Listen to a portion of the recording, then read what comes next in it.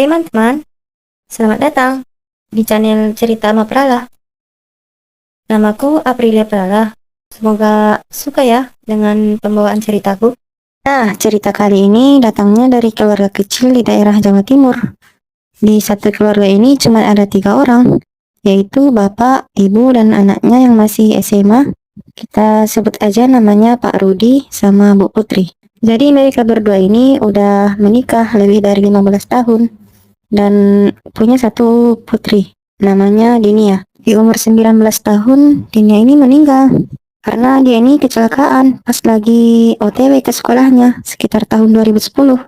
Biasanya Dinia diantar ibu sama bapaknya naik mobil ke sekolah, tapi di hari itu Pak Rudi lagi kerja dan Bu Putri pun juga nggak bisa nganterin Dinia karena lagi ada urusan kayak arisan ibu-ibu di rumah tetangganya gitu.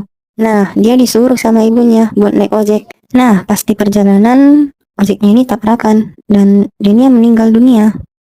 Di situ Bu Putri sangat menyesal. Dia ini ngerasa karena Dini ini meninggal karena dia. Karena dia ini lebih ngurusin urusan arisan daripada ngurusin putrinya gitu. Buat diantar ke sekolah.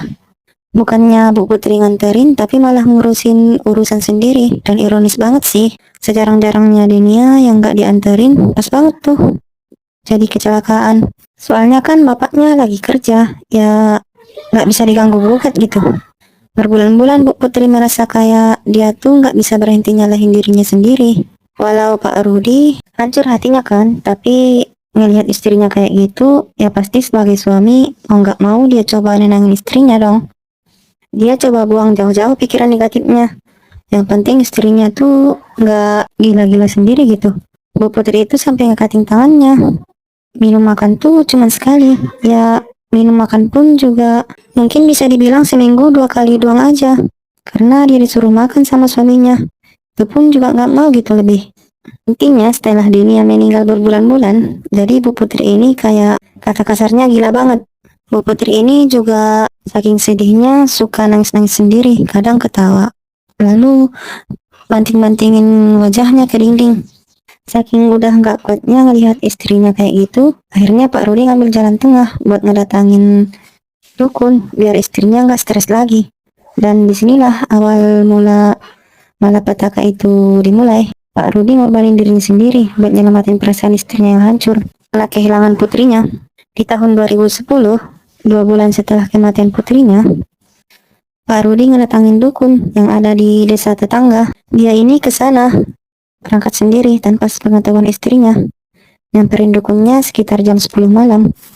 Sampai di sana akhirnya Pak Rudi itu ceritain tuh semua kejadiannya ke dukun ini, dari putrinya yang meninggal sampai istrinya yang gila kayak gimana di rumah. Pokoknya detail aja deh ceritanya. Di situ sih dukunnya bilang kayaknya rada berat buat ngeberesin masalah ini. Kayak bukan berat gimana ya, cuma kayak ada bayaran yang harus dikasih selalu sama Pak Rudi buat bikin semua itu lancar. Awalnya sih dukun ini bilang ke psikiater aja, tapi Pak Rudi udah bilang kalau istrinya udah berkali-kali ke psikiater. Nah, dukunnya ini nyaranin mending gak usah, tapi kalau Pak Rudi maksa, Pak Rudi itu harus memelihara kuntilanak. Kuntilanak ini yang akan merubah wujudnya jadi putrinya Pak Rudi dan Bu Putri. Jadi tiap Bu Putri ngelihat kuntilanak ini, dia tuh ngelihat seakan-akan kuntilanaknya itu Denia gitu. Tapi nggak semudah itu. Pak Rudi katanya harus ngasih dan tertutup ya makan buat si peliharaannya ini, dan setiap seminggu sekali, katanya harus ngasih dan tertutup ya makan buat si peliharaannya ini. Dan setiap seminggu sekali, setiap malam, tepatnya malam Jumat, Pak Rudi ini harus beri sesajen dan melakukan upacara khusus gitu sesuai desa mereka. Sampai kayak gitu harusnya. Nah, di sini dukunnya bilang kayak gini bisa selesai, tapi ya risikonya besar banget. Pak Rudi motong, enggak. Dan kalau nggak dilakuin, kata dukunnya, kalau misal emang ternyata Pak Rudi mau, tapi pas dalam perjalanan ritual ini Pak Rudi nggak ngelakuin, katanya si sosok kuntilanak ini bakal kayak nyelakain istri dan Pak Rudi ini.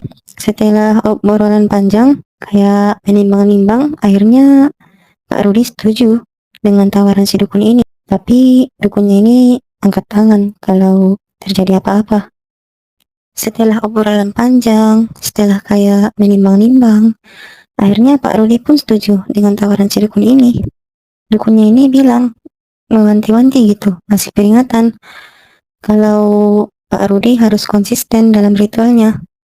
Pak dukun ini juga angkat tangan gitu.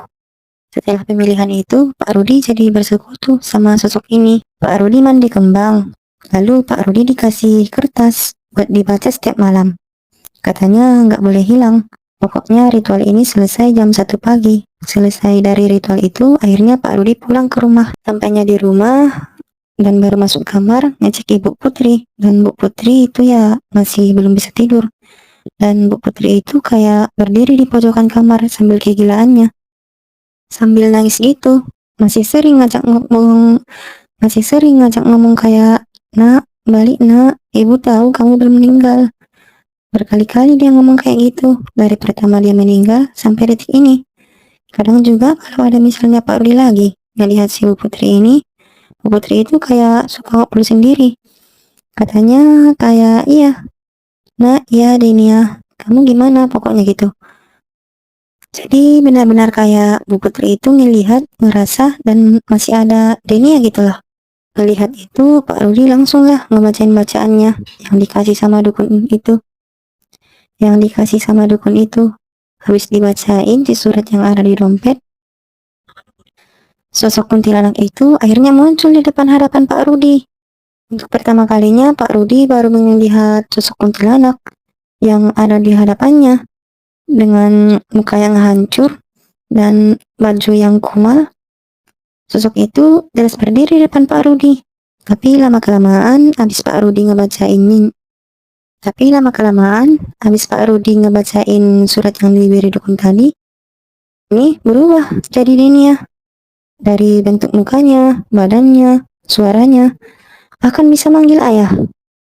Jadi yang bisa ngelihat sosok Denia ini hanya Pak Rudi dan Bu Putri doang. Ya kalau orang asing ngelihatnya ya masih kayak kuntilanak yang seram. Udahlah, pas sosok ini berubah jadi sosok Denia, Pak Rudi berdiri depan kamar, langsung manggil Bu Putri. Kayak, "Bu, lihat, ada siapa, Bu?" Bu Putri nengoklah ke belakang. Pas Bu Putri ngelihat ke arah belakang, arah Pak Rudi, seketika Bu Putri berubah dari 180 derajat. Dia itu langsung senang, mukanya itu nggak stres. Dia tuh langsung kayak nangis bahagia lah, dan terharu. Dia langsung tuh lari nyamper ke arah Denia, dan langsung meluk Denia, dan berkata, "Denia, apa kabar? Ibu yakin kamu tuh nggak meninggal. Kamu kemana aja?" Pokoknya benar-benar kayak dia nggak ngeluapin rasa kangennya dia lah. Kemana aja? Dia ngeluapin rasa kangennya dia lah. Pokoknya setelah malam itu, Bu Putri benar-benar gak stres lagi dan selalu ngajak ngobrol Denia. Benar-benar kayak menyambut kembali putrinya gitu loh. Pergi jauh dari mana dan akhirnya ke rumah lagi. Berbulan-bulan setelah kejadian itu, semuanya lancar dengan aktivitas setiap minggunya. Pak Rudi harus ngasih sesaji dan melakukan ritual khusus dan melakukan upacara sama sosok ini. Sampai akhirnya Pak Rudi ini kayak ngerasa benar-benar stres banget.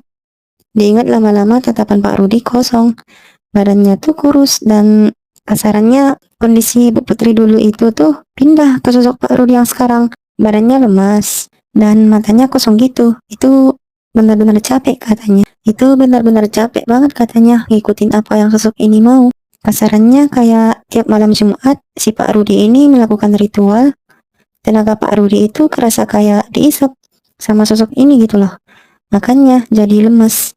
Ya nyebabin Pak Rudi jadi kayak gini. Melihat suaminya kayak gitu, Bu Putri nanya dong ke Pak Rudi, kayak, "Kenapa? Kok kamu sakit?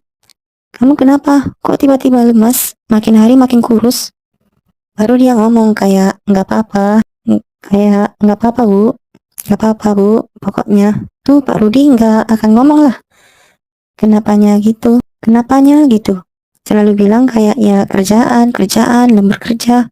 Ya, lembur yang awalnya percaya, lama-lama Bu Putri ini ngerasa kayaknya sudah nggak beres lagi dari suaminya Pak Rudi. Ini karena lama-lama tatapannya Pak Rudi ini makin kesini makin kayak kosong gitu. Lebih pas lagi pas makan malam. Pas makan malam baru dia tuh lagi ngelihatin. Bu Putri cuman tatapannya tuh kosong gitu. Lah diajak ngomong juga rada ngalor ngidul, kayak gak nyambung, kayak benar-benar orang kerasukan, tapi ya sosoknya ada dan jelas gitu loh, bukan setannya. Akhirnya tepat di malam Jumat pas Pak Rudi izin mau ketemu sama temannya, katanya ya bilang ke Bu Putri. Bu Putri di situ nggak izinin. Dia ini bilang kayak mau ngurusin suaminya. Dia tuh nggak mau suaminya tuh keluar malam mulu.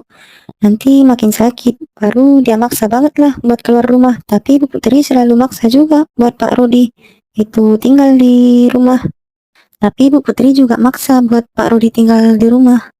Jadi itu Pak Rudi marah dan takut banget kalau misalnya dia ini nggak keluar. Karena yang dia pikirin ini, kalau misalnya malam Jumat dia itu nggak keluar rumah, dan ya dia nggak bisa kasih makan sesajen dan ritual, sosok ini takutnya kenapa-kenapa gitu loh. Dan udah mau jam 12 malam, karena perjanjian Pak Rudi sama si dukun ini jam 12 malam dia ini harus ke sungai buat ngasih makan sesajen dan ritual. Dan udah mau jam 12 malam itu udah waktunya Pak Rudi mau ke sungai, tapi ditahan sama Bu Putri. Bu Putri akhirnya setelah perdebatan panjang, pas baru dilihat itu udah jam 12 lewat, udah lewat hari gitu. Pak Rudi benar-benar maksa jalur keluar rumah, dan Bu Putri pun takut banget karena ya dia ngelihat suaminya bentak-bentak dia. Akhirnya Bu Putri ini lari ke anaknya Dinia. Akhirnya Bu Putri ini lari ke putrinya Dinia lah. Dipanggil lah kayak Dinia, Dinia, nak, nak. Gak jauh dari kamar Dinia yang diam aja. Gitu dia mikir kayak ya mungkin jam segini putriku udah tidur ya. Tapi ya dia mikir kayak nggak mungkin orang si ibu Putri teriak-teriak kencang panggil putrinya. Kenapa putrinya nggak nyaut sama sekali? Akhirnya Bu Putri ngomong, ya udah kalau bapak mau pergi pamit dulu sama Dinia. Dinia nggak nyaut-nyaut Pak, karena keadaannya masih sepi. Jadi Pak Rudi sama Bu Putri ini bingung, dan Pak Rudi membuka pintu kamarnya. Nah, di sini Pak Rudi dan Bu Putri benar-benar shock banget. Mereka ini ngelihat kalau di kamar Denia ada sosok Denia yang udah dibungkus sama pocong, lagi tiduran, dan di kasur tuh benar-benar dikapanin kayak pocong gitu. Dan di atasnya Denia itu ada sosok kuntilanak yang lagi berdiri, dan kayak kesannya itu lagi ngejakin mayatnya dan lagi ngejilatin wajahnya dia. Di situ Pak Rudi sama Bu Putri itu teriak kenceng banget karena ngelihat putrinya ini jadi pocong dan ada kuntilanak di kamarnya kan yang lagi ngejilatin wajahnya. Pas mereka teriak, sosok kuntilanak itu langsung nengok ke arah mereka, dan sosok kuntilanak ini langsung kayak terbang menyerang mereka. Di sini Bu Putri sama Pak Rudi kayak dicekik gitu sama sosok kuntilanak ini, kenceng banget. Tapi mereka tuh bener-bener teriak kayak orang kesurupan gitu loh.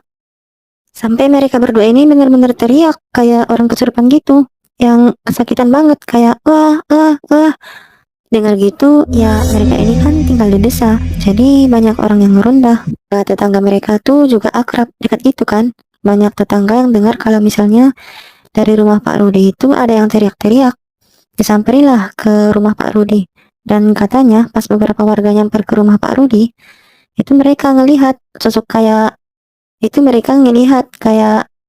Pak Rudi, kuntilanak yang sangat seram. Dan Pak Rudi di sini juga matanya ini udah putih dan melotot, mulutnya juga nganga, tapi nggak bisa ngomong apa-apa, nggak ngomong sama sekali. Disambut situ tuh malam itu, biasanya ini gemper banget lah. Tuh dicariin ustadz buat nyembuhin mereka berdua. Kata Pak Ustadznya aja yang bilang kayak gini susah banget, karena ini ilmu hitamnya ini kuat banget. Dan Pak Rudi juga katanya sukarela buat bersekutu sama setan ini. Jadi kesannya ini kayak satu ustadz pun susah buat nyembuhin mereka berdua.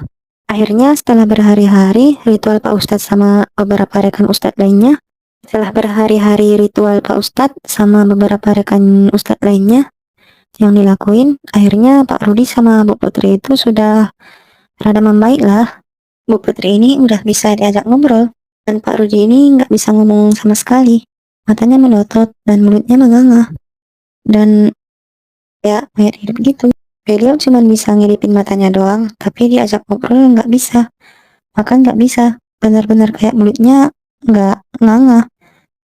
Sarannya kayak arwah Pak Rudi ini kemana? Dan yang di rumah itu cuman jasadnya Pak Rudi doang. Ya, kayak kataku di awal tadi. Kata dukunnya, ini ilmu hitam yang sangat kuat.